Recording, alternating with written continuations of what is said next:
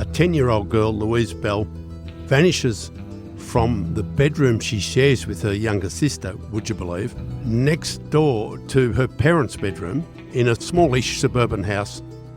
He said, tell police to go to the corner of South Road and Doctors Road. Yep. Under a brick, you'll find Louise's earrings. And the police did that, and yes, the earrings were Louise's. Oh my God, how sinister.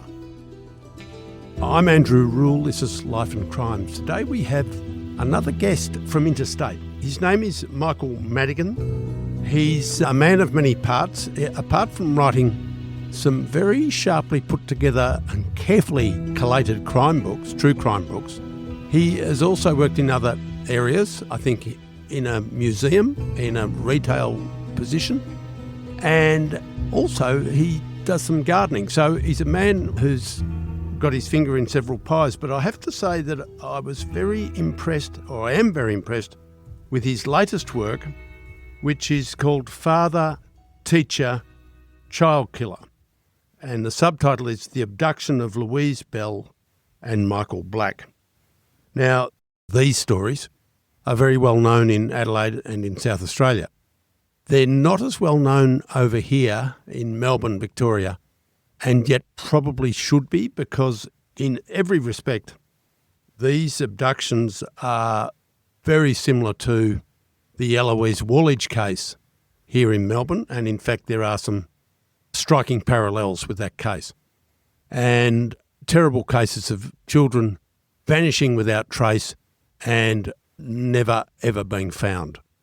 This, of course, is, two more examples of the sort of murders for which Adelaide has become notorious. It's a city that, although it's a lovely place and quite a small place compared with Sydney and Melbourne, and known as the city of churches, a gracious city where people lead good lives generally, it has gained a reputation over the last 50 years for sort of bizarre murders, particularly child murders and abductions.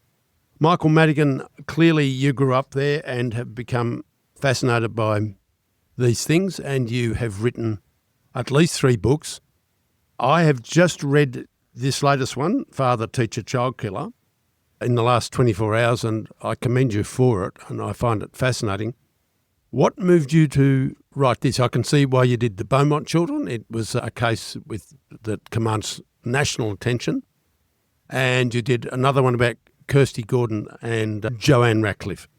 Big stories. But this one, as I say, sort of is under the radar over here, and yet, in my view, is just as compelling as the others. What drew you to it? Well, it's going back 40 years now. When she went missing, I was very, very interested in the case.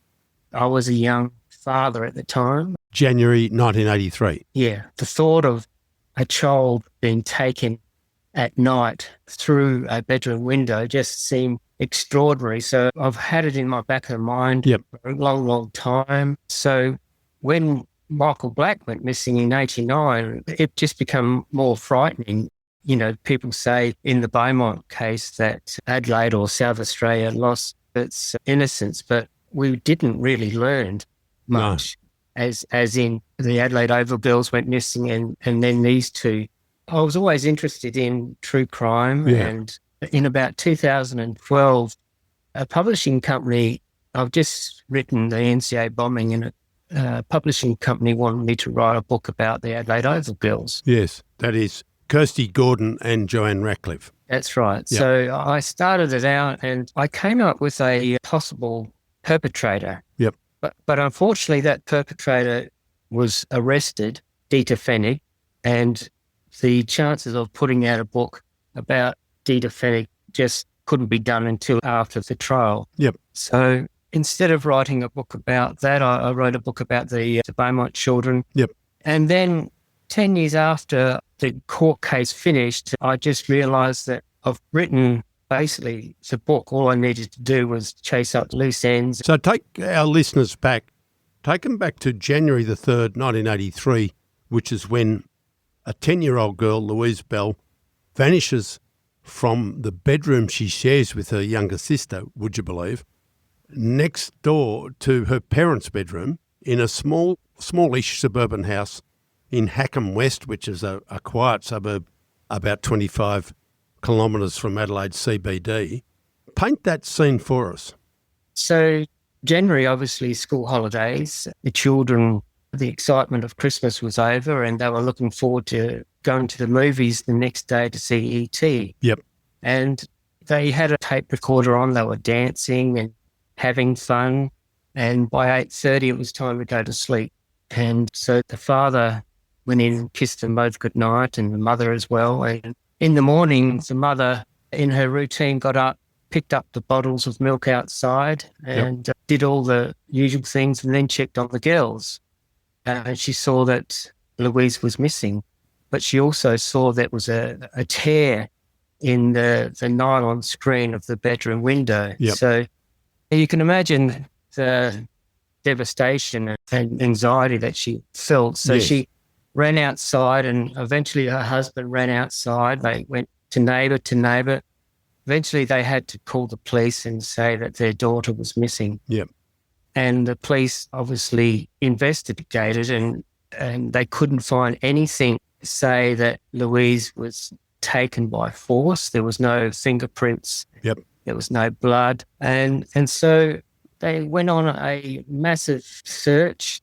Hackham West is on the outskirts of Adelaide, and it was a new suburb, and there were lots of dry creeks and hills, so there was plenty to search. So that's near the Onkaparinga River, is that right? Yes. And near gullies and a bit of bush and And the Onkaparinga River plays quite a big part in the whole story. Yep. So a few weeks after Louise went missing, a neighbour of the Bell family received a phone call from a man with a European accent. And he claimed he was the abductor of Louise and said that she needed urgent action, urgent medical attention, and could she call the newspapers to get some publicity. Of course, the neighbour was shocked at the phone call and asked the abductor, how can you say that? How can you prove that you are the abductor? So he said, tell police to go to the corner of South Road and Doctors Road. Under a brick, you'll find Louise's earrings. And the police did that, and yes, the earrings were Louise's. Oh, my God, how sinister. Sinister and brazen. Brazen, and to some extent, probably proof of death, you'd think. I would say so, yeah. Not literal proof. Then this perpetrator, who's proved that he's the real thing by pointing out the earrings, he's done another very strange thing, another exhibitionist thing, has he not? He has.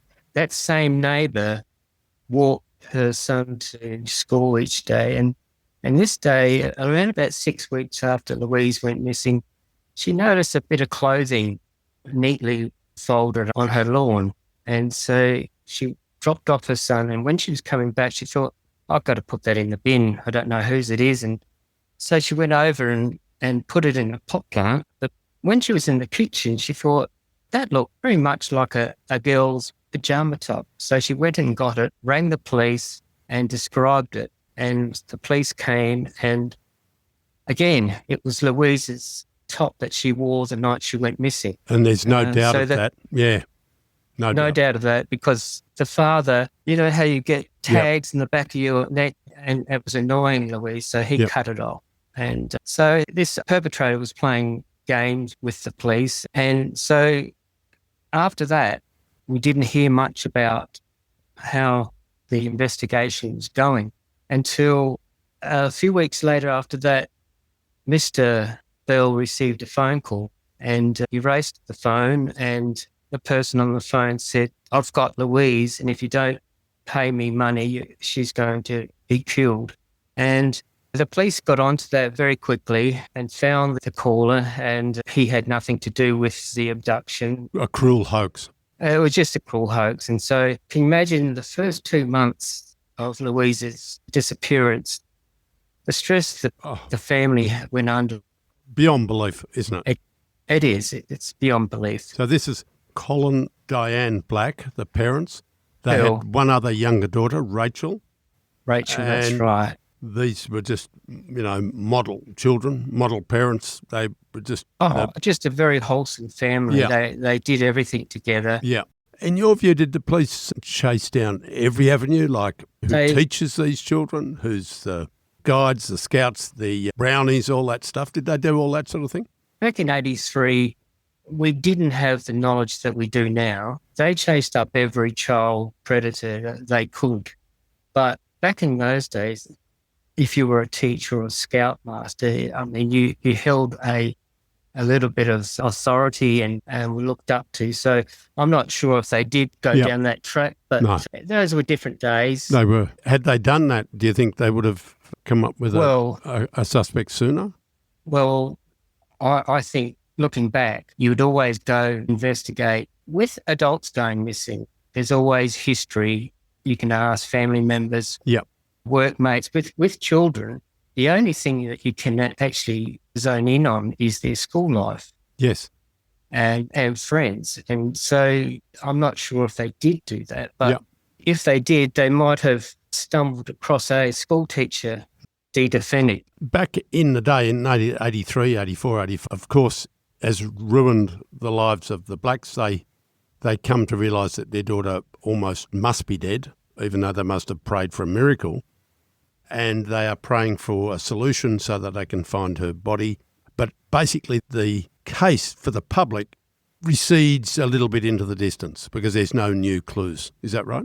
That's right. And there was an arrest within about 12 months. Yeah. The police thought they had their man. If you remember, Louise's top was found to have algae and sand, which only came from a certain area of the Omphaparinga River. So the person they arrested was a man called Giesing. His car was searched and a pair of sand shoes were found hidden. And those sand shoes had the exact same algae and sand as the top from Louise, even though he said that was also his favourite fishing spot. Which it may well have been. Well, that was correct, true. Yep. So he was already in jail for a child sex offence. And so in those days, they didn't separate the prisoners like they do today. So he took a hell of a beating, a number of beatings, and before long, the prisoners ganged up on him and told the police that he had basically admitted guilt to the abduction and murder of Louise Bell. When you say he was already in jail, perhaps he'd already been charged with some other lesser offence, but then he ends up, bail's refused and he goes inside. Is that right? Something like that? Yes, he goes inside. Because when he presents at court, he looks quite fit and healthy and so on. That's right. But once he's banged up with the other tough guys, he is almost killed. That's right. I think he was on remand at the start. Yeah. And then taken into the Adelaide jail, which is a very old, disgusting old jail. Yep. And the inmates got stuck into him physically. He was basically lucky to be alive. Yep. So he was brought before the courts. Yep. And all the prisoners got up and told the jury what they believed he said. Alleged admissions.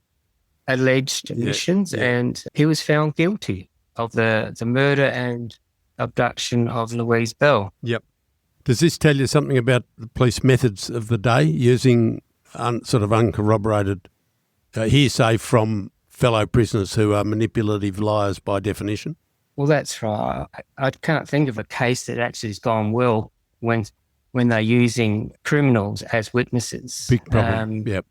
Yeah, I mean, criminals, they break the law, they tell lies to get out of trouble. So he was convicted, but a week afterwards, one of the prisoners was released from jail and walked into the police station and basically admitted that he lied in court. He found a detective who was a straight arrow who said, we better go to the judge about this or whatever.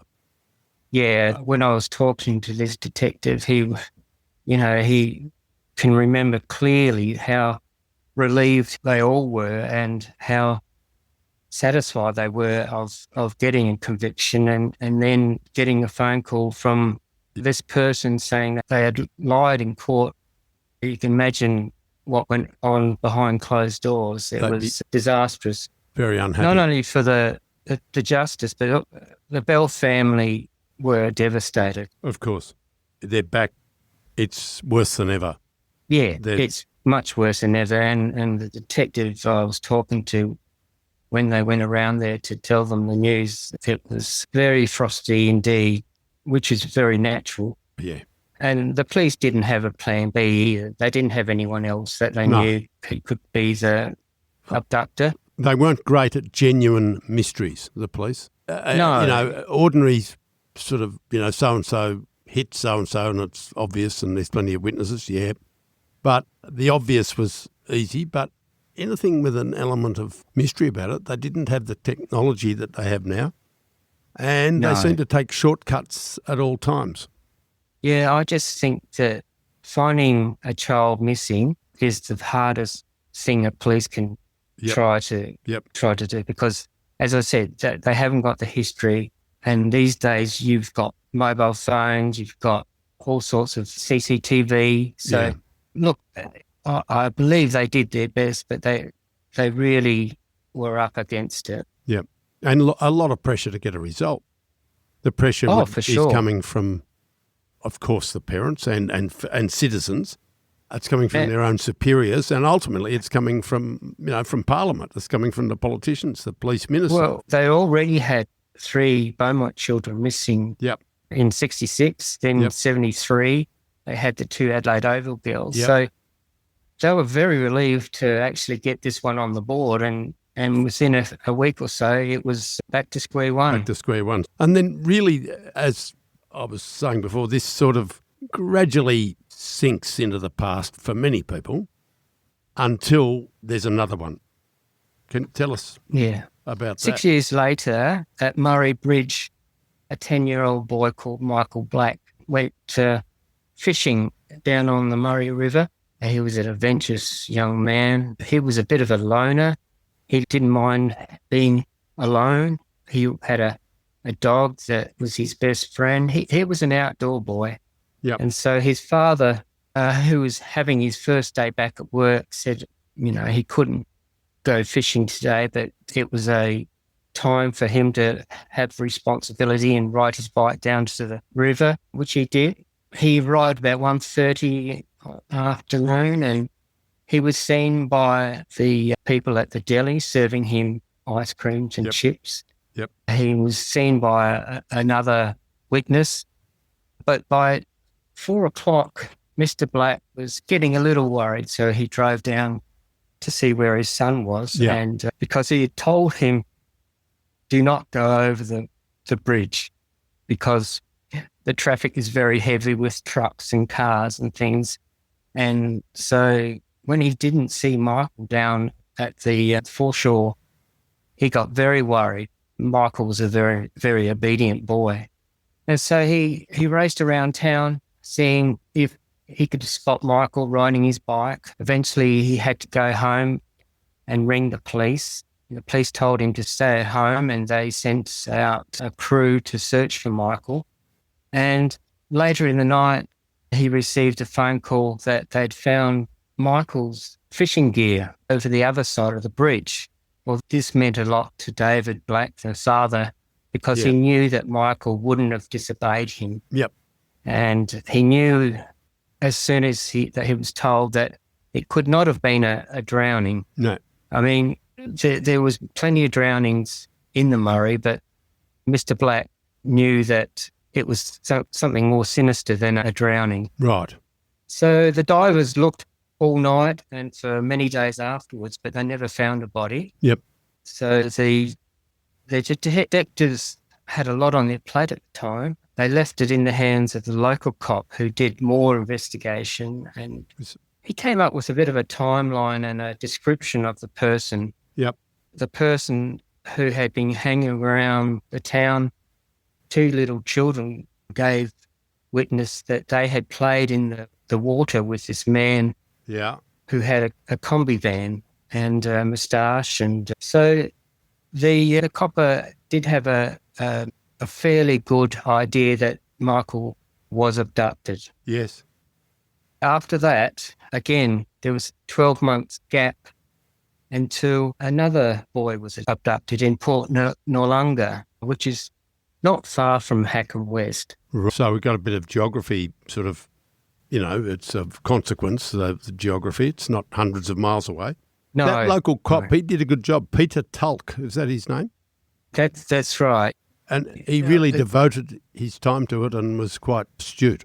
Well, that's right. I mean, I keep hearing this saying that, that police rely so heavily on the general public, and that's what he was good at, talking to people down the main street, and a typical good country cop. Yep.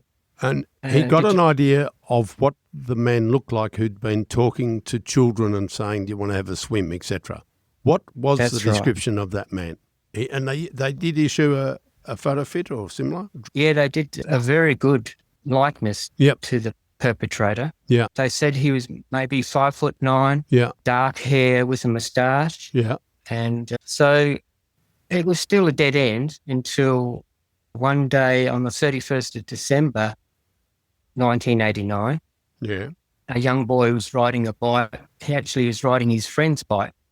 And it was a warm summer's day, and he stopped at the deli and he parked his bike on the deli's window, and he heard someone call out to him. And it was a man with a combi van, and the man asked him to come and help.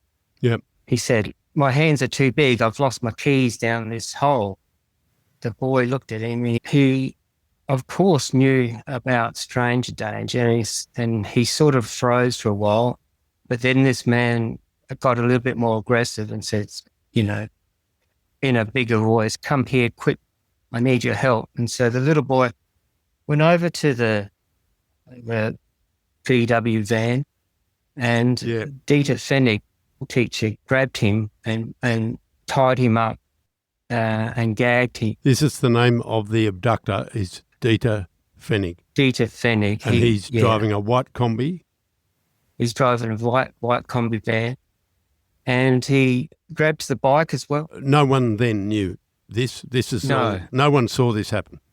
No as far as the world knows, this little boy just vanishes. This boy vanishes in the middle of the day. Again, such a brazen act. Yes. And Dieter Fenick takes him for a ride along the coast, takes out his bike, wipes it down for fingerprints. Yep.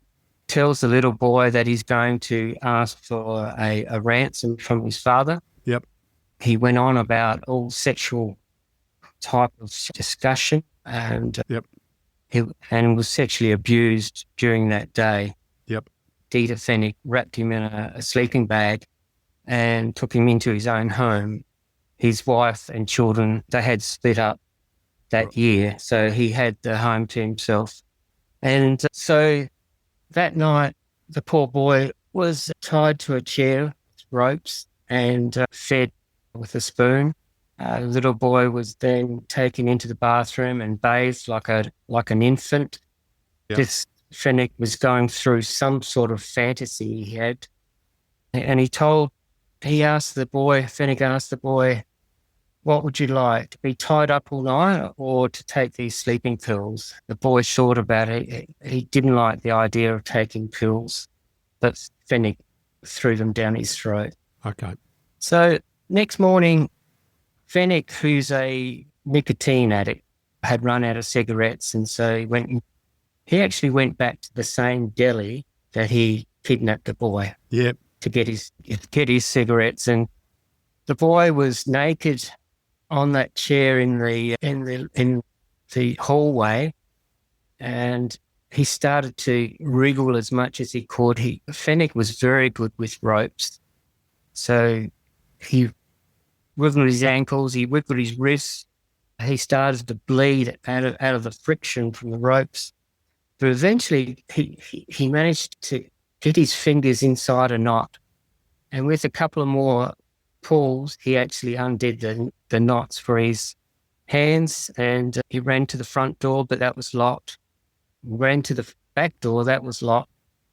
So ran to the kitchen and slid back the glass window and then kicked out the screen, climbed a high tin fence and getting cut. Because he was naked, He was getting cut, and went to the neighbour who rang police. One of the biggest moments in Australian law enforcement, really.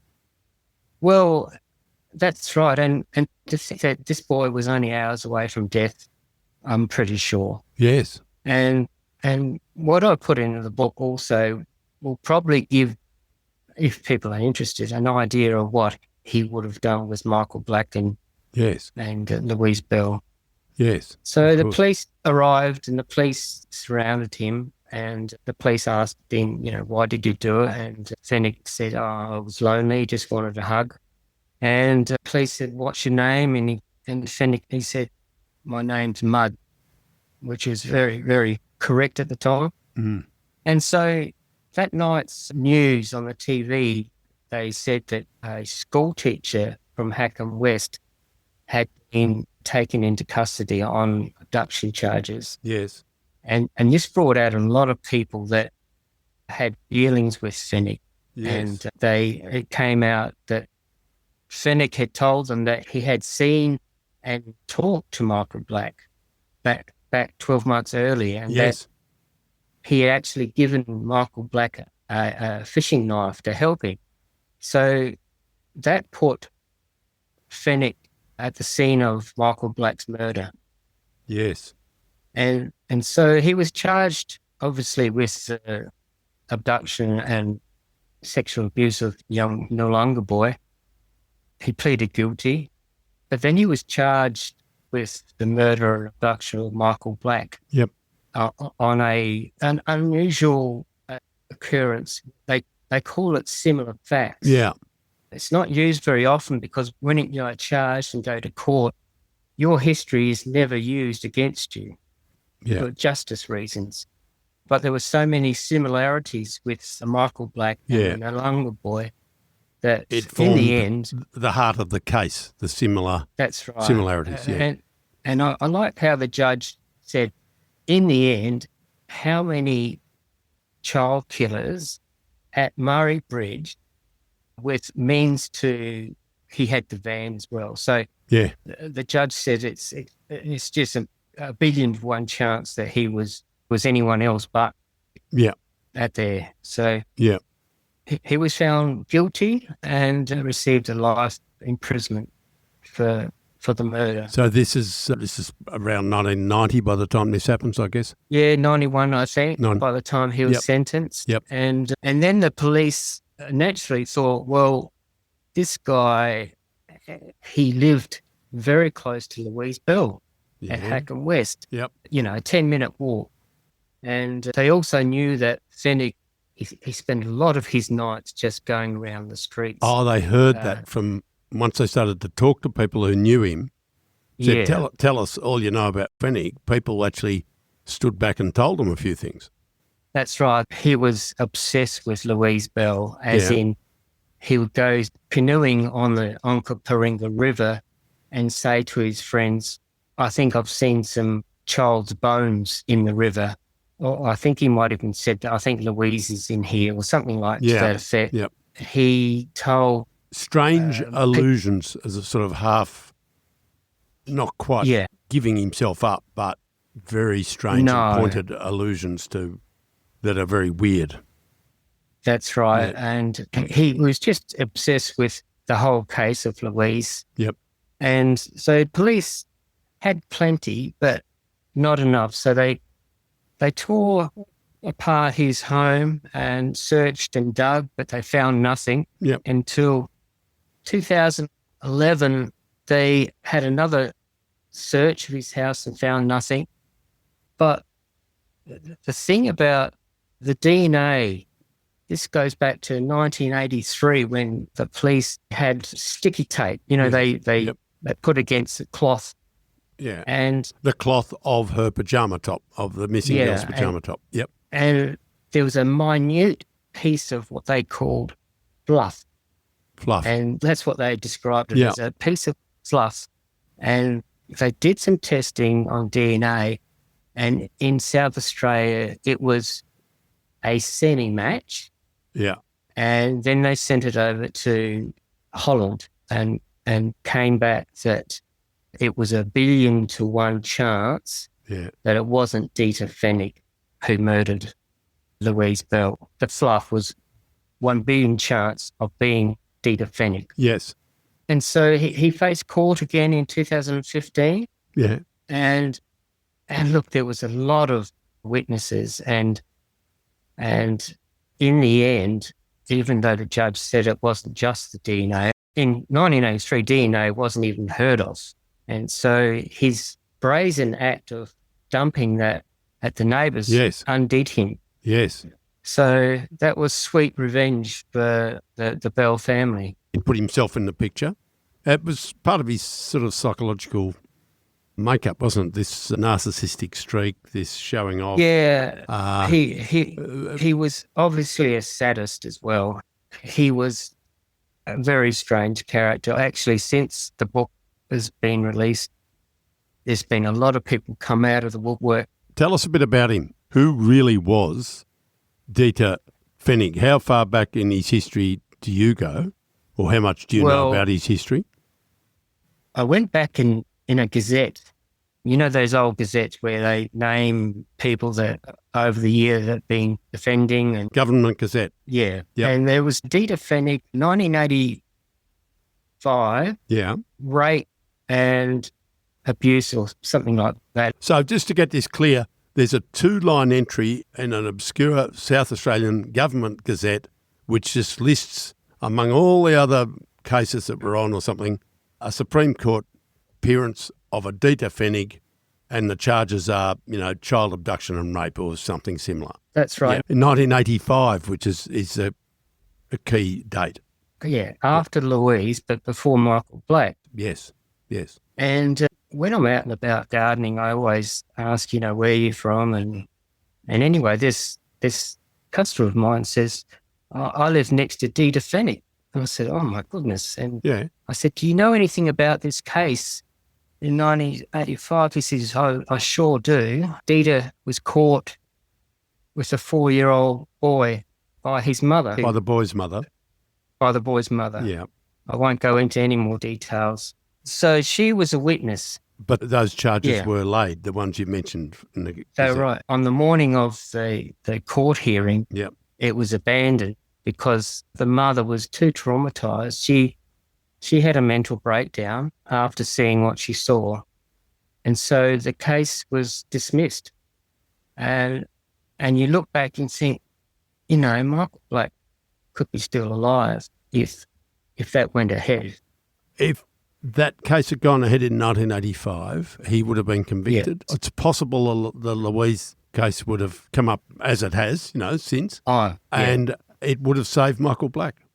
Yeah, it would have saved. And the other boy who was attacked by him at Noarlunga. Yeah, I mean, he's a little hero, that Port Noarlunga boy. But he is. Going back, one student told me that, they used to muck around. He drove a motorbike, BMW. This is Dieter. Fenick. Yep. Fenick. And when he was at school, the boys used to, put Chewy here and muck around with his bike. So Dieter one day somehow electrified the bike. So during lunch hours, he'd stand at the window and watch these kids go up to the bike and get electrocuted. Get an electric shock. Yeah, a shock. Yeah. I mean, that's just a little piece of information about, what he was like. Yes. What other strange behaviours did he exhibit at school and elsewhere that hadn't managed to reach the police's ears? Well, I talked to a former cop. He was undercover for a while. He was a student of Dieter's, and Dieter in summer would wear these baggy shorts. Yeah.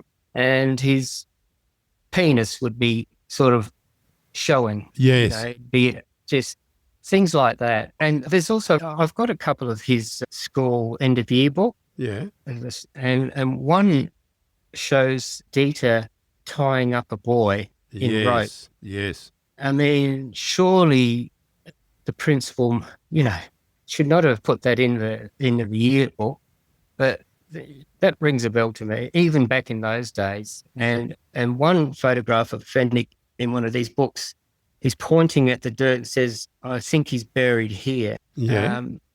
So he was leaving little trails as he was going along, but he was probably enjoying them like anything. Yes. It's very spooky, isn't it? But there was other people I spoke to said he was charming.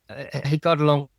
These people can have two lives. They have their fantasy life and their normal everyday life. They do. I remember talking to his daughter, Petra. Yes.